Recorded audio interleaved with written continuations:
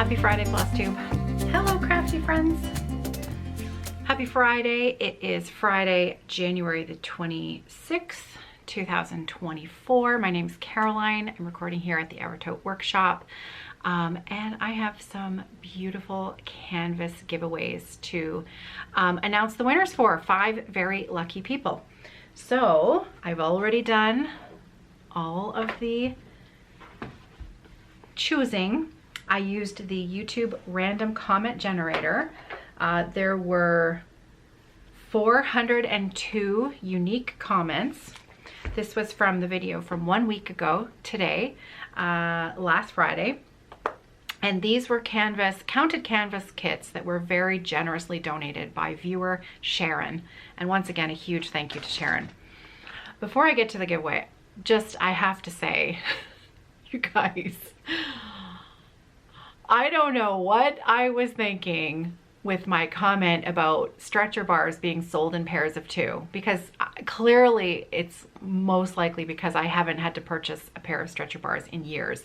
And it probably occurred to me at the time, and that thought sort of stuck with me for years, even though I knew the answer, because so many of you, of course, knew why they sell them in pairs of 2, because not everything is square. Sometimes you want a rectangle. And guess what? I've actually stitched a rectangular counted canvas piece by Laura Pernan.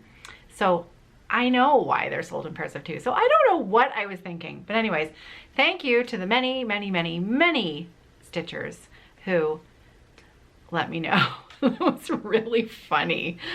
Really funny. Anyways, honestly, I take it well. Don't worry. I just find it hilarious that so many of you were like, of course that's why they sell them in pairs of 2. Anyway, let's get to the winners. Okay, so winner number 1 is going to be receiving the beautiful Needle Delights Originals Summer Logs. Now, I know there's going to be lots of crinkling because I want to make sure that I keep everything together in the same bag. So this is kit number 1, fully kitted, and this is the one that comes with as well the pack of needles and the canvas tacks and a piece of canvas for stitching this design, this beautiful design. And I will be putting your winning screenshot, I will be posting it here as I list your name, as I say your name. So make sure you look up if you think it's you and get in contact with me. I'll tell you more about that at the end.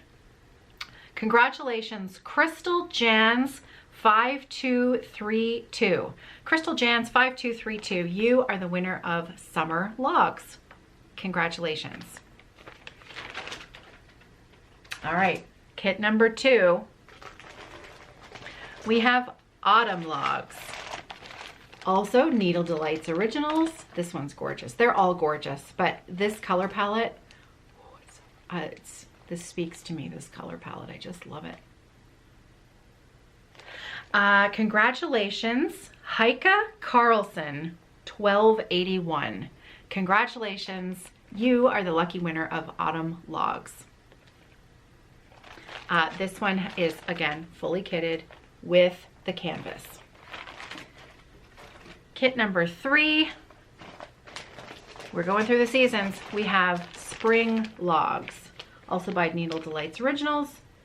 Congratulations, Karen Moore 3145. You are the lucky winner of Spring Logs. Congratulations. Kit number 4, last of the seasons, Winter Logs. Oh, they're just all so beautiful. They're all so beautiful.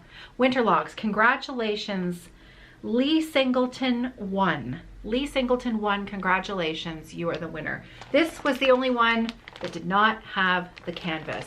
So Lee, if you've never done canvas and you're looking, you need help finding the canvas or the stretcher bars, feel free to reach out and I will, I'll try to help you. I've had some great suggestions from people, you know, local needle workshops, 1-2-3 Stitch, the Acorns and Threads, Traditional Stitches. I think Traditional Stitches has counted canvas work.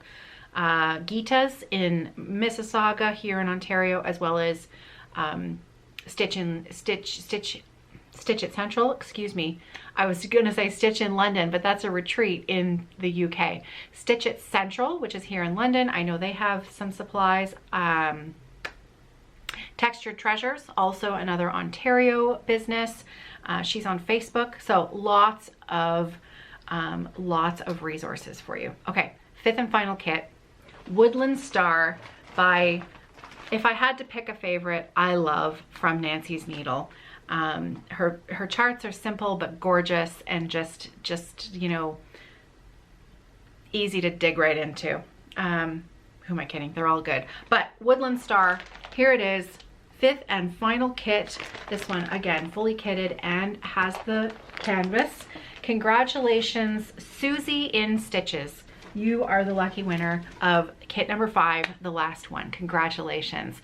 And congratulations to everybody that won, all 5 of you.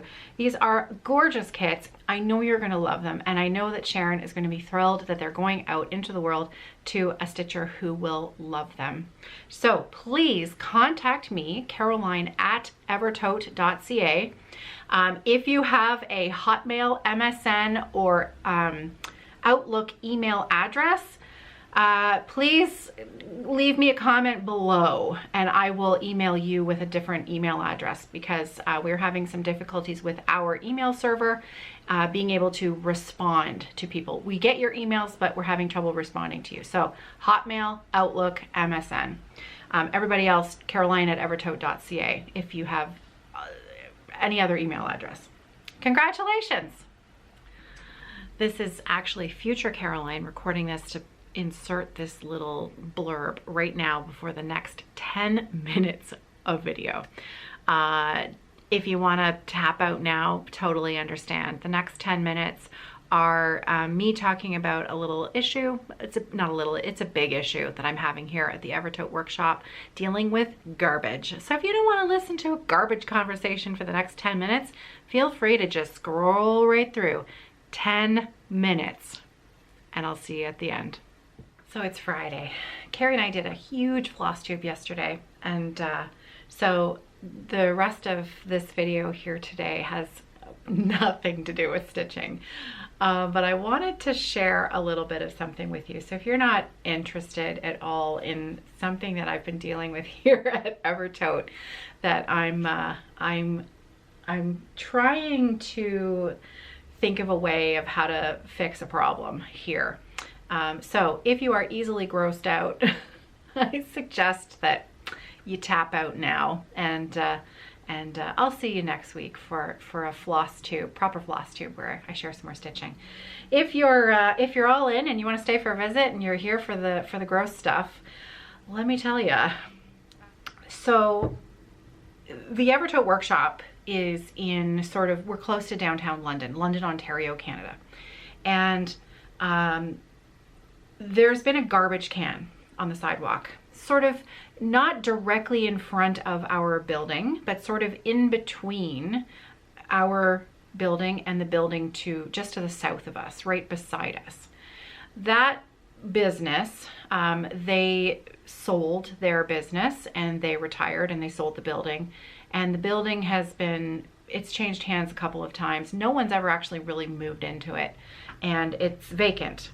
And the front window is partly smashed, and you know, it's not being cared for properly. So it already looks bad. This garbage can, you may know, we had some construction on Wellington, but this goes back to before the construction. This particular garbage can was we're on a very busy artery here in the city, lots of traffic. And passing motorists would stop, they would pull over, they'd get out of their car, and they would empty all of the garbage from their car into this can. Takeaway containers, you know, all the stuff from their car, they'd put it in this garbage can. Neighbors in the surrounding area, and I don't know who, I'm not pointing any particular fingers, but it's very clear that what else is ending up in this can are bags of kitchen waste. So I'm assuming that people when they miss their garbage collection day and they don't want their kitchen waste to sit in their garbage can for 2 weeks or 3 weeks. They bring it and they toss it in this city can, the city collection can. Before the construction, at least that garbage can was being emptied once a week. But even after it was emptied, it would fill back up again within hours from all of the people using it, as well as, you know, dog walkers passing by. So you can imagine what else is in there. Dog walkers, kitchen waste, takeout containers, etc., etc., etc. So the thing is full again within 5 hours. And this is the part that's hard to talk about, okay? You know a little bit about my neighborhood in what I've talked about with the fundraising chart, Laura's Frisian Sampler, where we were raising money to donate to the church across the street, the Church of the Nazarene. I am not a member of their congregation. I do not belong to their church, but they are feeding members of my neighborhood. And I wanted to give them more money to be able to do the work that they're doing. All of the money that I've collected from selling that chart that was very generously donated to our website from both Jacob and Laura, the cereal starter. It is her, she owns that sampler. Jacob reproduced it, and not 100% because I do cover my fees. $2 of the sale fee Canadian are earmarked for fees. $13 Canadian is directly donated to the church across the street. I've made 2 donations so far. We've given them, we've donated, you've donated over, the first donation was $1,600 and the second donation was just over $3,000 Canadian. People in my neighborhood who are looking for food to eat are digging through this garbage can. They're spreading open the contents of the garbage can and they're spreading it all over the surrounding area. It is both heartbreaking and disgusting. And for 3 years, I have not been able to put out my own garbage from the Evertote workshop at night. Garbage collection was, you know, they come early. The truck would come at like 6:30 a.m. I just can't get here early enough to put my garbage out in the morning. And if I leave it out the night before, the bags are ripped open and the contents are strewn all over the street. So as you can see, garbage is a real problem. And I am perfectly happy to clean up my property. I frequently take a garbage bag around and you gotta wear gloves and you clean stuff up and I do my part. But this city garbage can is hurting people. It needs to go. So before construction, when construction started, they moved the can onto the property of the vacant building next door. So they have a small little grassy area right in front of this vacant lot, okay? So somebody owns it. It's on somebody's property directly beside us. And then they've forgotten about it. So the road has opened back up again after construction has wrapped up for the winter. The road is opened back up again, but they haven't cleaned out this garbage can in weeks. So I sent a ticket to the city and I said, you know, I explained the entire situation. I asked that they consider removing the can entirely because it's not helping anyone. It needs to go. And so that was on a Friday, not this Friday, not last Friday, but the Friday before. And then the Monday, I received an email saying, hey, can you send us some pictures? So I sent some pictures and I have heard nothing. I've heard nothing. It's been 10 days. 10 days since I sent the email with photos and I've heard nothing. So I took more photos yesterday. And today, of course, we've had snow. There was more stuff piled on top of the snow and then the snow melted. So that all added to the stuff below. There's stuff all over the neighbor's place next door. Dog waste bags are spilling out onto the sidewalk. And of course, things get mixed up in the snow and people are treading in them and then walking down the street. It is, I'm honestly at the end of my rope. I'm at the end of I'm wit's end. I don't know what else to do. I need this garbage situation. I need help. And no one is, they're not answering me. So I started an Instagram account for the garbage can, Garbagey McGarbageface. And I'm going to post photos on there every day until I get an answer from the City of London. I'm going to tag them every day, photo every day until I get an answer, and an answer on how they're going to help me deal with this garbage issue, because it doesn't have, my name's not written all over that garbage can. It says City of London, and to the best of my knowledge, we're up to date on paying our taxes. I'd really like some help with this situation. I'm a pretty nice lady. I'm pretty patient. For 3 years, I've been cleaning up all the stuff that's blown all over my property. I've had enough. I'd like some help. Please take the garbage can away. So now you know an extra little fun tidbit about something very frustrating that I've been dealing with. And I thought that I'm looking for a bit of support following the Instagram page, with the caveat that the photos are going to be completely disgusting, completely gross. If you're easily grossed out, I don't recommend that you follow that page. But if you're on Instagram and you want to add a number to my account, Garbagey McGarbageface, I'd love to have you over there. I am not going to post the first post until 5 p.m. I've sent another email. I'm going to give them another chance to respond. But if they haven't responded to me by 5 p.m., then I'm going to start posting photos. And hopefully that will help. Hopefully that will at least draw some attention to it, and they will come and clean it up and remove the garbage can. So fingers crossed, Garbagey McGarbageface does its job and we can get rid of the can out front. So that's it. I know it has nothing to do with stitching and it's totally disgusting, but these are the days of our lives. Happy stitching, everybody. I can't end on that, can I? So let me regroup, and then I'll try to end with some crafting goodness so that I can send you into the weekend and myself on a more positive note. Okay, I'm back. I've calmed down a little bit. Let's end with a little treat, shall we? Something good. I have in my possession a whole stack of leftover magazines from the Embroiderers Association of Canada. These were given to us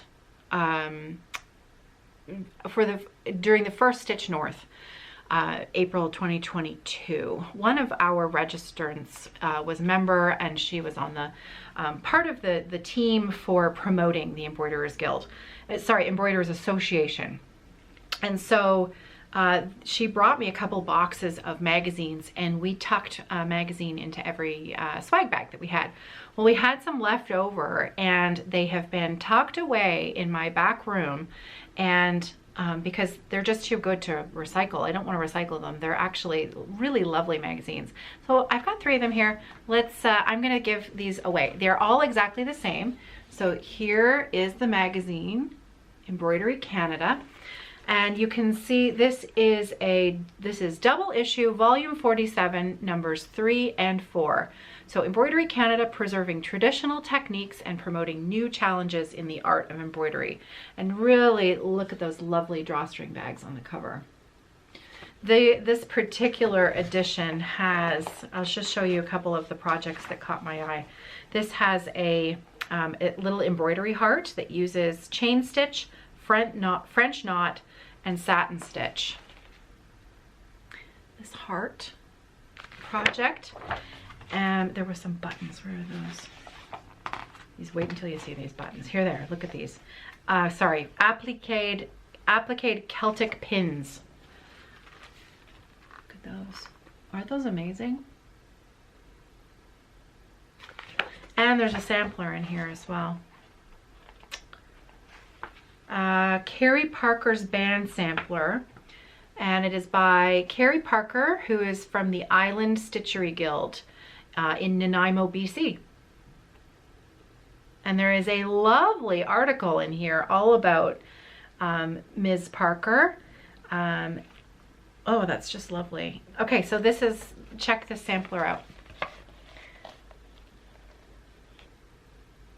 Look at that. Isn't that pretty? That's beautiful. So these 3 magazines are exactly the same. Leave me a comment below with the word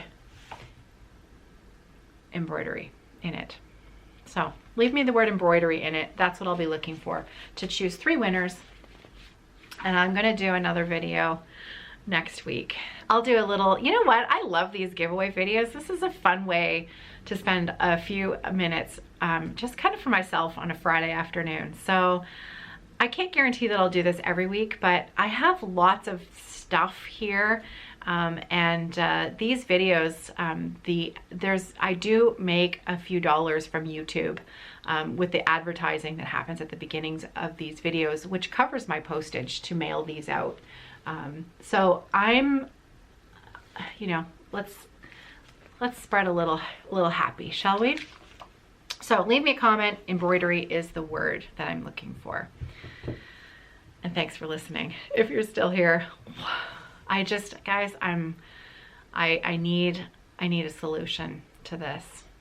So fingers crossed, garbagey McGarbage face does the trick. All right.